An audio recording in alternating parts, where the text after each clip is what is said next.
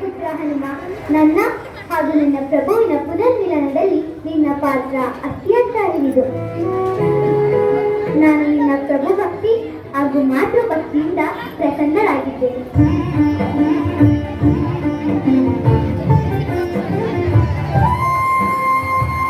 ತೆಗೆದುಕೋ ಈ ಅತ್ಯಮೂಲ್ಯವಾದ ಮುತ್ತಿನ ಹಾರ.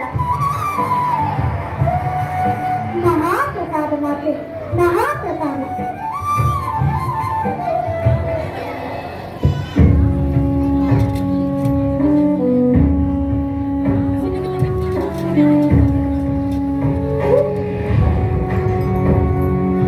ಇದೇನು ಮಾಡಿಬಿಟ್ಟೆ ಹನುಮ?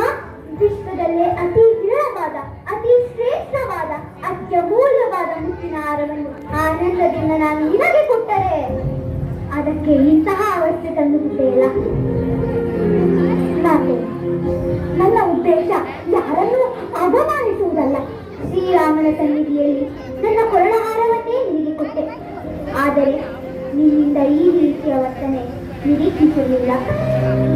ನಿನ್ನ ಈ ವರ್ತನೆಗೆ ಕಾರಣವೇನು ಪುತ್ರ? ಮಾತೆ, ನೀವು ನೀಡಿದ ಮುತ್ತಿನ ಹಾರ ವಿಶ್ವದಲ್ಲೇ ಅತಿ ಅಮೂಲ್ಯ, ಶ್ರೇಷ್ಠವೆಂದು ಹೇಳಿದ್ರಿ. ಅದನ್ನೇ ಪರಿಚಯಿಸುತ್ತಿದ್ದೇನೆ. ದೇವತೆಗಳಿಂದ ಕೊಡಲ್ಪಟ್ಟ ಹಾರ ಅಮೂಲ್ಯವಲ್ಲದೆ ಇರಲು ಹೇಗೆ ಸಾಧ್ಯ ಅಮ್ಮ?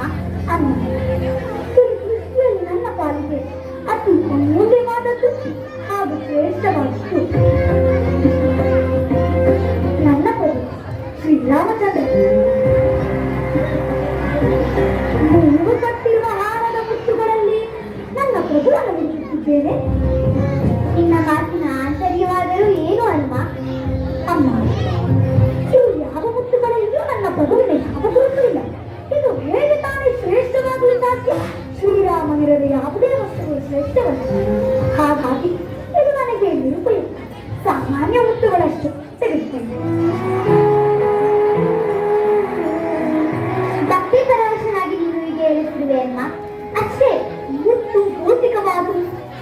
ಅದರಲ್ಲಿ ರಾಮನಿರಲು ಹೇಗೆ ಸಾಧ್ಯ? ರಾಮನಿಲ್ಲದೆ ಈ ಸೃಷ್ಟಿಯಲ್ಲಿ ಸಕಲ ಜೀವ